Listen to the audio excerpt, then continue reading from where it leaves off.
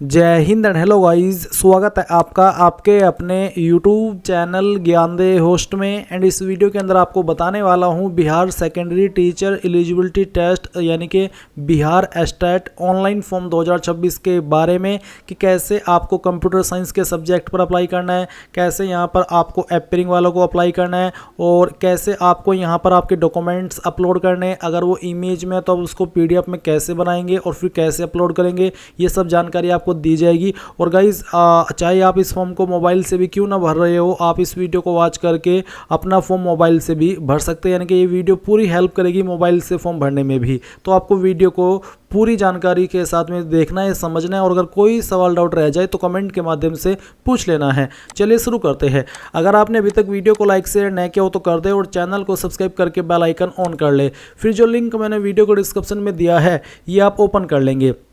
आपके सामने यहाँ पर ये सब जानकारी आएगी जहाँ पर आपको जानने को मिलेगा कि कौन से पेपर पर क्या फ़ीस पे करनी है। यहाँ पर इस वीडियो के अंदर आपको दोनों पेपर पर अप्लाई करके बताया जाएगा।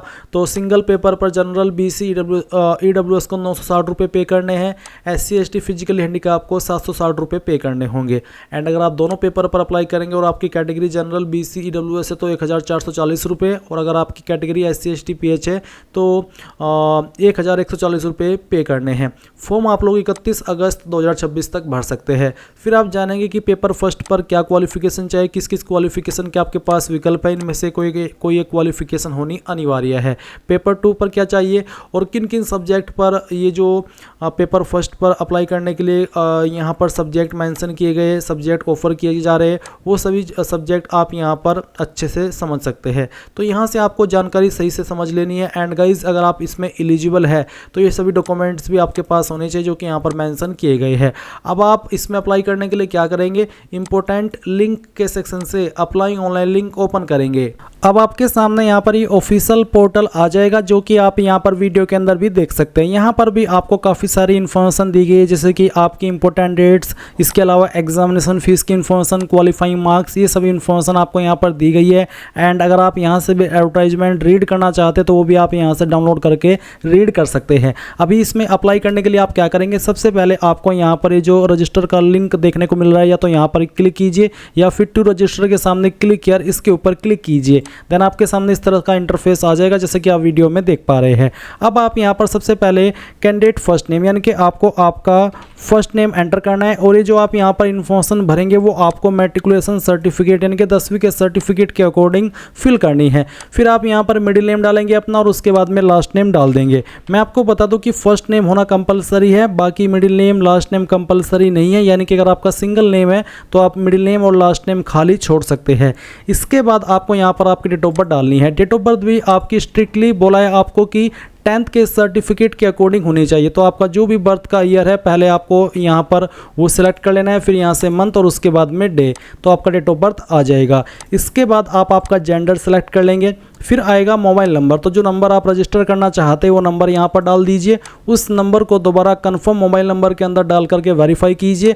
अपना ईमेल आईडी डालिए और उस ईमेल आईडी को भी दोबारा डाल करके वेरीफाई कीजिए। इसके बाद जनरेट OTP इसके ऊपर क्लिक कीजिए। इसके बाद आपके सामने कैप्चा ऑथेंटिकेशन का ये पेज आएगा। जो भी कैप्चा आपके सामने आए वो आप यहाँ पर डालिए। अगर आपको समझ में ना आए कैप्चा तो आप रिफ्रेश कैप्चा के ऊपर क्लिक करके दूसरा कैप्चा भी यहाँ पर ला सकते हैं। इसके बाद आपको सबमिट के ऊपर क्लिक कर देना है। जैसे आप सबमिट करेंगे तो आपको यहाँ पर आपके नंबर और ईमेल के ऊपर OTP सेंड किए जाएंगे। आप यहाँ पर पहले मोबाइल के ऊपर जो OTP मिला है वो डाल दीजिए और फिर ईमेल वाला OTP डाल दीजिए। ईमेल वाला OTP अगर आपको इनबॉक्स में ना मिले तो आपको स्पैम फोल्डर भी चेक कर लेना है। और अगर आपको OTP में कोई इशू आए यानी कि थोड़ा लेट आए OTP तो थोड़ा सा आपको वेट कर लेना है। और कई बार OTP आने में इशू भी हो जाता है सर्वर डाउन की वजह से, तो आपको परेशान नहीं होना है। तो जैसे ही OTP रिसीव हो जाए तो आप यहाँ पर मोबाइल वाला और फिर ईमेल वाला OTP डाल दीजिएगा। जैसे कि यहाँ पर मुझे नंबर वाला OTP मिल चुका है, मैं यहाँ पर वो OTP डालता हूँ और डालने के बाद में वैलिडेट OTP इसके ऊपर क्लिक करता हूँ। तो आप देख लीजिए कि OTP वेरीफाई हो चुका है। अब मैं सेम तरीके से ईमेल आईडी वेरीफाई करता हूँ। तो मैं अपनी ईमेल ओपन करता हूँ जो कि मैंने मोबाइल के अंदर ओपन करके रखी है। मैं इसको यहाँ पर जो OTP मुझे मिला है जो कि मिल चुका है वो मैं यहाँ पर डाल देता हूँ। रियल टाइम में डाल करके दिखा रहा हूँ ताकि आपको ये ना लगे कि मैंने वीडियो को स्किप करके कुछ जानकारी मिस कर दी है, इसलिए आपके सामने ही कर रहा हूँ। अब मैं यहाँ पर वैलिडेट OTP इसके ऊपर क्लिक करता हूँ। आप देख लीजिए कि OTP वेरीफाई हो चुके हैं दोनों के दोनों। अब जो इन्फॉर्मेशन अभी आपने भरी वो आपके सामने है। आप यहाँ पर इनको डबल चेक करेंगे। डबल चेक करने के लिए आपको इन बॉक्स के ऊपर टिक करना है। इनके ऊपर टिक करने का मतलब यही है कि आपने इन इन्फॉर्मेशन को अच्छे से चेक कर लिया है, डबल चेक, एंड आपके अकॉर्डिंग ये सभी जानकारी सही है। अब आप यहाँ पर डिक्लेरेशन में आई एग्री इसके ऊपर क्लिक करेंगे एंड देन आप यहाँ पर अगर रीवेरीफाई करना चाहते हैं एक बार फिर से सभी जानकारी, तो रीवेरीफाई के ऊपर क्लिक करके कर लेंगे, नहीं तो आप यहाँ पर सबमिट करेंगे और यहाँ से ओके कर देंगे। अब देखेंगे कि आपका रजिस्ट्रेशन हो चुका है और आपको रजिस्ट्रेशन नंबर एंड पासवर्ड की जानकारी डिस्प्ले पर दिखाई जा रही है। सेम जानकारी आपको ईमेल और मैसेज के माध्यम से भी सेंड कर दी जाएगी। आप यहाँ से भी इसका स्क्रीनशॉट ले लेना ताकि ये जानकारी आपके पास सेफ रहे। अब आप यहाँ से क्लोज कर देंगे। क्लोज करने के बाद आपके सामने इस तरह का पर्सनल डिटेल आएगा, जैसे कि आप वीडियो में देख सकते हैं। अभी आप क्या करेंगे, इसमें आपको कुछ और जानकारी देनी है, जैसे कि यहाँ पर फादर नेम आपका क्या है वो भी आपको यहाँ पर 10th के सर्टिफिकेट के अकॉर्डिंग फिल कर देना है। आपकी माताजी का नाम आपको यहाँ पर डालना है। अगर आप कोई अन्य नंबर यूज करते हैं तो अल्टरनेट मोबाइल नंबर के अंदर डाल देंगे, चाहे तो आप इस ऑप्शन को खाली छोड़ सकते हैं। फिर आप यहाँ पर नीचे देखेंगे नेशनलिटी, तो आप इसमें इंडियन सेलेक्ट कर लेंगे। फिर आपसे पूछा है are you domicile of Bihar state, यानी कि क्या आप बिहार स्टेट के निवासी है, अगर है तो यस करेंगे। उसके बाद में यहाँ पर पूछा candidate district code and name, यानी कि यहाँ पर जो कैंडिडेट की डिस्ट्रिक्ट कोड है वो बताना होगा। बेसिकली आपकी डिस्ट्रिक्ट सेलेक्ट कर लेंगे, कोड उसी के सामने यहाँ पर मेंशन किया गया है, तो जो भी है वो आप सिलेक्ट कर लीजिए। अगर आप बिहार से नहीं है तो आप यहाँ पर नो कर देंगे और फिर आपको यहाँ पर इसमें अदर स्टेट ऑप्शन सेलेक्ट करना होगा। अब क्योंकि मेनली इस फॉर्म को बिहार से ज़्यादा भरेंगे इसलिए स्पेसिफिकली मैं ये वीडियो बिहार कैंडिडेट के लिए बना रहा हूँ। वैसे उनके सामने जो अन्य स्टेट से इस फॉर्म को भरेंगे सेम ही ऑप्शन आएगा, बस ये वाला नहीं आएगा जो कि मैंने यहाँ पर आपको सिलेक्ट करके दिखाया था। तो आप यहाँ से बिहार से होने पर अपना district code and name select करेंगे। उसके बाद में पूछा है medium of appearing in examination, ये जो आप एग्जाम अपियर होना चाहते हैं ये किस लैंग्वेज में आप देना चाहते हैं, इंग्लिश या फिर हिंदी, जिस भी लैंग्वेज को आप सेलेक्ट कर लेंगे फिर इसी में आपको इसको देना होगा। कैटेगरी ऑफ द कैंडिडेट, अगर गाइज आप बिहार से है तो आपको यहाँ पर आपकी बिहार की सभी कैटेगरी देखने को मिल जाएगी। अगर आप बिहार से नहीं है तो फिर आपको यहाँ पर अन्य स्टेट वालों को जनरल कैटेगरी के अंदर रखा जाएगा। तो जो भी आपकी कास्ट कैटेगरी वो आप देख लीजिए और नीचे यहाँ पर जो भी कैटेगरी आप सिलेक्ट करेंगे उसमें बताया भी जाएगा कि कितना एज लिमिट मैक्सिमम उनके लिए रखा है। अब देखेंगे बैंक अकाउंट डिटेल, तो आपको यहाँ पर बैंक अकाउंट डिटेल देनी है। ये देना वैसे यहाँ पर कंपलसरी नहीं है, बट फिर भी मैं आपको कहूँगा कि आप बैंक डिटेल दीजिए, क्योंकि यहाँ पर लिख रखा है इन्होंने कि bank details are optional. But फिर भी अगर यहाँ पर ऑप्शन डाला है तो क्या पता किस चीज़ के लिए आपसे ले रहे हो, तो आप यहाँ पर डाल दीजिएगा। न हो तो परेशान नहीं होना, खाली छोड़ देना। तो जिस भी बैंक के अंदर आपका अकाउंट है वो आपको यहाँ पर बैंक का नाम लिख देना है। मैं शॉर्ट फॉर्म में लिख रहा हूँ, आपको चाहे तो पूरा नाम लिख सकते हैं। ब्रांच आपकी कौन सी है वो भी आपको यहाँ पर इस तरह से लिख देनी है, जैसे कि मैं आपको यहाँ पर लिख करके दिखा रहा हूँ। ये मैं डेमो के लिए दिखा रहा हूँ, आप आपका रियल यहाँ पर जो ब्रांच है वो लिख देना। उसके बाद अकाउंट नंबर डालना और IFSC कोड डाल देना।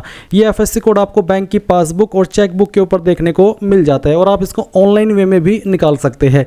अब आएगी आइडेंटिफिकेशन डिटेल, तो मार्क्स ऑफ विजिबल आइडेंटिफिकेशन, आपकी बॉडी के ऊपर ऐसा निशान जिससे आपकी बॉडी की पहचान होती है। निशान आपकी बॉडी के ऊपर कहीं पर भी हो सकता है, जलने का, कटने का, या फिर बर्थ मार्क, या फिर कोई इंजरी, मेजर इंजरी, तो जो भी है वो आप लिख देना। न हो आपकी बॉडी के ऊपर कोई भी ऐसा मार्क, बिल्कुल क्लीन बॉडी हो तो आप यहाँ पर नो मार्क लिख सकते हैं। फिर पूछेगी कि आपके पास आधार कार्ड है, अगर है तो यस करिए। यस करने के बाद में अपना आधार कार्ड का नंबर डाल दीजिए। अगर आपके पास पैन कार्ड है तो यस करके पैन कार्ड का नंबर डालिए और आपका पैन कार्ड के ऊपर क्या नाम है वो आपको नेम ऑन पैन कार्ड वाले सेक्शन में लिख देना है। अगर ड्राइविंग लाइसेंस है तो यस करके ड्राइविंग लाइसेंस का नंबर डालेंगे, नहीं तो आप नो कर दीजिए। फिर अगर आपके पास वोटर आईडी है तो यस करके वोटर आईडी का नंबर डाल देंगे। पासपोर्ट है तो पासपोर्ट में यस करके पासपोर्ट का नंबर, नहीं है तो नो कर देना। इनमें से कोई एक आईडी ही आपके पास होना कंपलसरी है, तो अगर आपके पास है तो ही यस करके चीज़ उसकी डालना, नहीं तो परेशान नहीं होना, सिंपली नो कर देना। फिर पूछे कि क्या आपके पास valid photo attached bank passbook है तो यस, और फिर बैंक पासबुक नंबर, नहीं है तो नो कर दे।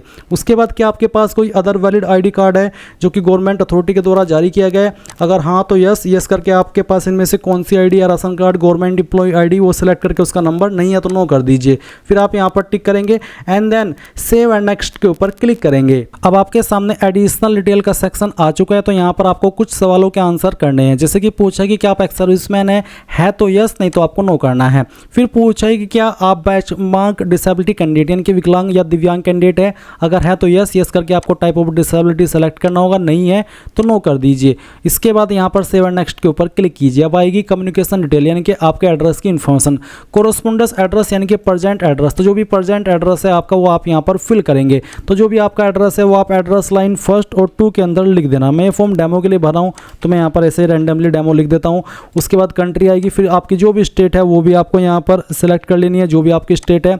उसके बाद आपकी सिटी डिस्ट्रिक्ट कौन सी है वो भी आपको यहाँ पर एंटर कर देना है।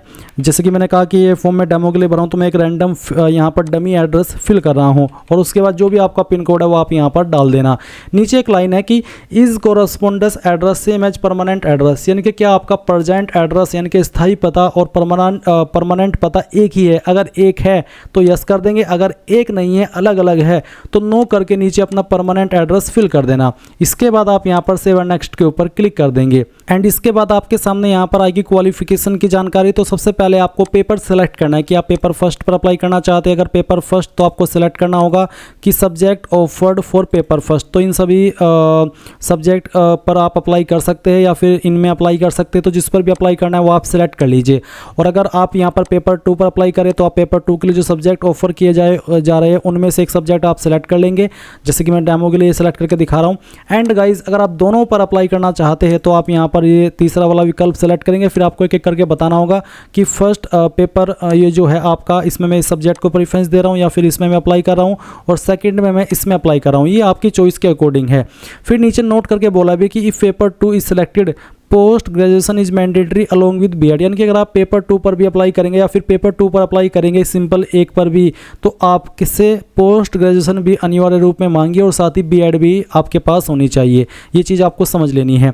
अब यहाँ पर एक एक करके आप क्वालिफिकेशन की जानकारी भरेंगे। पहले मैट्रिकुलेशन यानी कि 10वीं की जानकारी, तो 10वीं आपने किस बोर्ड से किया उस बोर्ड का नाम आप यहाँ पर लिख देंगे, चाहे वो बिहार बोर्ड है, BSCB board, CBSE board, SSC board या फिर किसी अन्य स्टेट का बोर्ड, उसका नाम आप यहाँ पर लिख देना। फिर आपने कौन से स्कूल कॉलेज से किया उसका नाम आप यहाँ पर लिख देंगे, जैसे कि मैं आपको यहाँ पर लिख करके दिखा रहा हूँ।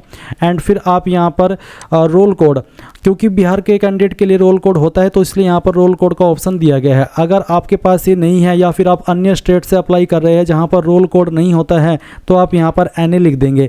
बिहार वाले जो बिहार बोर्ड से 10वीं की है उनके पास रोल कोड अगर है तो यहाँ पर अपना रोल कोड लिख देना। फिर जो भी आपका रोल नंबर है वो आप यहाँ पर डाल दीजिएगा।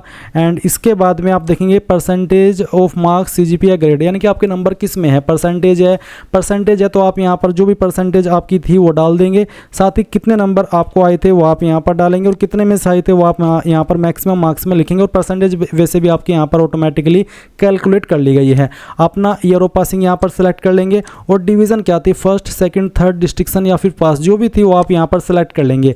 अगर आपके नंबर CGPA में तो आप CGPA सेलेक्ट करेंगे। फिर गाइज आपको यहाँ पर इसमें जो मार्क्स ऑब्टेंड का ऑप्शन है, बेसिकली अगर मैं यहाँ पर 9.2 लिख देता हूँ इस तरह से, तो इसमें मार्क्स ऑब्टेंड और मैक्सिमम मार्क्स का जो विकल्प है इसमें क्या करेंगे, जो आपकी टोटल CGPA है उनको आप मार्क्स में कन्वर्ट करेंगे और वो यहाँ पर मार्क्स डाल देंगे इसमें, मार्क्स में जो भी नंबर निकल के आएंगे। और फिर जो आपको प्राप्त CGPA है उनको भी मार्क्स में कन्वर्ट करेंगे और जो वो निकल के आएंगे वो आप मार्क्स ऑब्टेंड में लिखेंगे और फिर ऑटोमेटिकली आपकी CGPA कैलकुलेट कर ली जाएगी। एंड अगर आपके नंबर ग्रेड में है तो आप अपने ग्रेड लिखेंगे, मार्क्स ऑब्टेंड और फिर मैक्सिमम मार्क्स। इसी प्रकार से आपको ग्रेड भी कन्वर्ट करनी होगी नंबर में और यहाँ पर भरना होगा। अब क्योंकि मेरे परसेंटेज में है तो मैं यहाँ पर परसेंटेज इस तरह से डाल देता हूँ, यानी कि नंबर भरता हूँ। एंड यहाँ पर डिस्ट्रिक्शन में पहले ही सिलेक्ट कर चुका हूँ डिवीज़न में।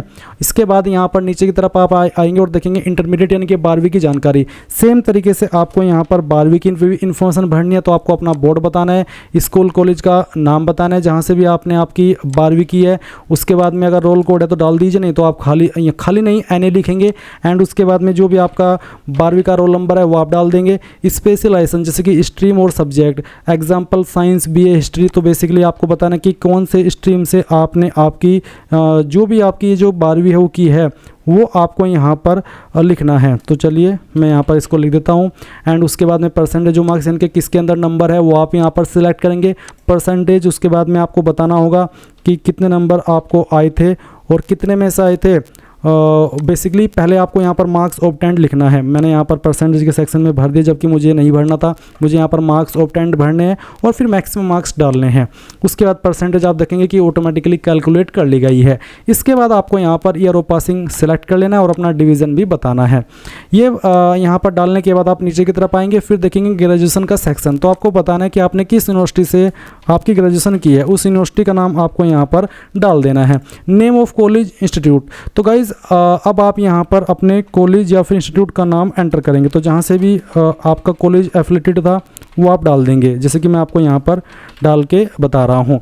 अब मेरा जो कॉलेज है वो है JV Jain degree college and ये एफिलेटेड था CCSU यूनिवर्सिटी मेरठ से, तो मैंने यहाँ पर उसको इस तरह से भर दिया है। अब रोल कोड नहीं है तो उसमें मैं यहाँ पर NA लिख देता हूँ। फिर आपको रोल नंबर में फाइनल ईयर का रोल नंबर डालना है और स्पेशलाइजेशन के अंदर जो भी आपके पास सब्जेक्ट थे वो आपको यहाँ पर एंटर करना है, या फिर जो आपका स्पेशलाइजेशन था वो भी आप यहाँ पर डाल देंगे। अब क्योंकि मैंने BA किया था तो मैं यहाँ पर हिंदी इंग्लिश मैथ लिख देता हूँ, ये मेरे पास सब्जेक्ट थे। उसके बाद आपको बताना है कि आपके नंबर किसके अंदर है। अगर परसेंटेज तो फिर आप यहाँ पर इसमें सभी ईयर की मिला करके जो भी आपका ग्रेजुएशन का कोर्स है उसमें आपको कितने नंबर आए थे वो आपको यहाँ पर एंटर करने हैं और कितने में से आए थे वो आप मैक्सिमम मार्क्स के अंदर डाल देंगे। ये मैंने डेमो के लिए फिल करके दिखाया है। आप आपके रियल सभी ईयर के ऑब्टेंड मार्क्स और टोटल मार्क्स यहाँ पर डाल देना। उसके बाद ईयर ऑफ पासिंग यानी कि किस साल के अंदर आपने इस क्वालिफिकेशन को पास कर लेता वो आप यहाँ पर सेलेक्ट करेंगे और अपनी डिवीज़न भी सिलेक्ट कर लेंगे। इसके बाद गाइज नीचे की तरफ आएंगे और देखेंगे पोस्ट ग्रेजुएशन। अब अगर आप पेपर 2 पर अप्लाई करें तो पोस्ट ग्रेजुएशन यहाँ पर आपसे कंपलसरी रूप में मांगा है। तो आप यहाँ पर जो भी आपका यूनिवर्सिटी है उसका नाम डाल देना, कौन से स्कूल कॉलेज से आपने आपकी पोस्ट ग्रेजुएशन की है वो डाल देना, रोल कोड है तो डाल देंगे, नहीं तो आप खाली छोड़ देंगे। खाली नहीं, माफ़ी चाहूँगा, अगेन NA लिखेंगे। उसके बाद जो आपका फाइनल ईयर का रोल नंबर है वो आप यहाँ पर डाल देंगे। स्पेशलाइजेशन आपका यहाँ पर क्या था वो आपको यहाँ पर लिख देना है, जैसे कि मैं आपको यहाँ पर लिख करके दिखाया हूँ। उसके बाद में आपके नंबर किसके अंदर थे वो लिखेंगे एंड कितने नंबर आपको आए थे वो नंबर आप यहाँ पर डाल देंगे और कितने में से आए थे वो आप यहाँ पर डालेंगे। आपको यहाँ पर जो आपके दोनों ईयर है उनके सभी के नंबर मिला करके सभी सेमेस्टर के यहाँ पर मार्क्स ऑब्टेंड में डालने और टोटल मार्क्स यहाँ पर डाल देने हैं। इसके बाद आपने किस साल के अंदर इस क्वालिफिकेशन को पास कर लिया था वो भी आपको यहाँ पर सिलेक्ट कर लेना है। डिवीज़न अपनी सिलेक्ट कर लेंगे। इसके बाद नीचे आएंगे और देखेंगे B.Ed की जानकारी। तो यहाँ पर गाइज इसमें B.Ed कंपलसरी है होना, तो आपको बताना कि आपने कौन सी यूनिवर्सिटी से आपकी ये जो B.Ed की क्वालिफिकेशन है वो की है। तो चलिए हम यहाँ पर इसको डाल देते हैं। उसके बाद में यहाँ पर नेम ऑफ कॉलेज इंस्टीट्यूट तो बेसिकली सेम ही है। मैं यहाँ पर CCS यूनिवर्सिटी से मेरा यूनिवर्सिटी एफिलेट मेरी यूनिवर्सिटी है और कॉलेज मेरा है JV जैन डिग्री कॉलेज। तो इसी प्रकार से आपको लिख देना है।